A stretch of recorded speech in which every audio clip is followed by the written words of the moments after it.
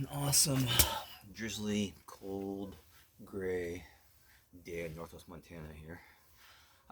So, because of the wonderful Erica, I decided to try some 15V just for curiosity, like better my knowledge of steels. I hear so much about it at times in certain circles.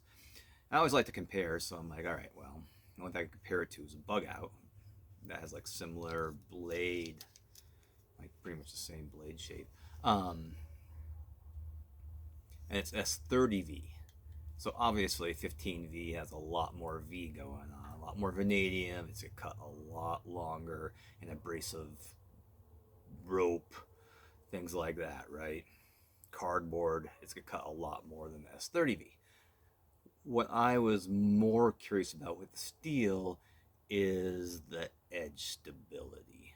Because sometimes, like with K390, especially with K390, I think it's just a lot of times like I have like like let's say it's like a branch on a tree and I'm trying to like pruning cuts, like I'm down and like wedging it out, or then I'll end up having some like microchip damage with steels that don't have enough toughness is what it feels like. Maybe enough toughness and too much carbide volume, which, lower toughness, higher carbide volumes, less edge stability. So interesting. These both have about the same toughness. Like S30V may be a little tougher than the 15V according to Laren's testing. Um, and there's less carbide overall volume in the S30V compared to the 15V. So, I mean, from looking at it that way, I would say that the S30V probably has better edge stability. So I ended up grinding this down. They're both thinned to the same amount. Um, I sharpened them, I used them, and then I took a diamond stone and I flattened the bottoms of both of them to the exact same width and then resharpened them for testing. So that's where we're at right now.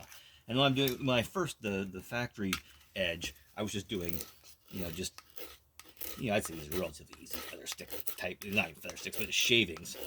And I ended up with the factory edge taking out some microchip, but big enough to see with the eye, like a rectangle thing. I got a picture of it under the microscope. It's interesting. Um, I could see with people who do say they have a problem with 15V, they don't like it because it's chippy. I could see getting a chip like that, I mean, seeing it because I could see it, and then trying to work the chip out and not having the proper diamond stones and technique could be really frustrating. But when I sharpen this up, this thing sharpens up just easy. Like on diamond stones, I did 300, 600, 1200, 2200 on the cheap ultra sharp Chinese diamond plates, and it just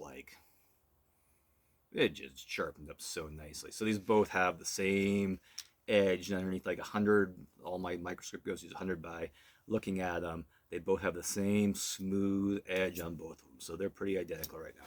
So just to stress the edge more, because like I said, with K390, which is probably has better edge stability because it has less carbide than that 15V, and it has a little more toughness.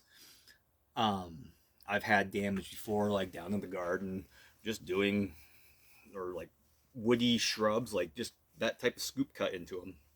I've had damage. So what I've been doing to test steels is just going across the scooping cuts into end grain. And this is larch, so it's technically a softwood. So this is all I've been doing is just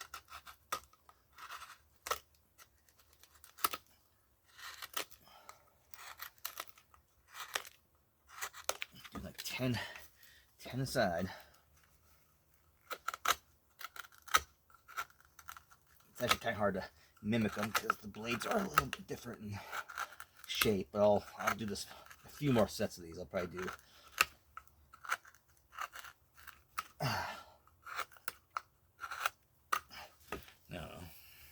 20, 30 of those on each knife, and then we'll look at it in the microscope.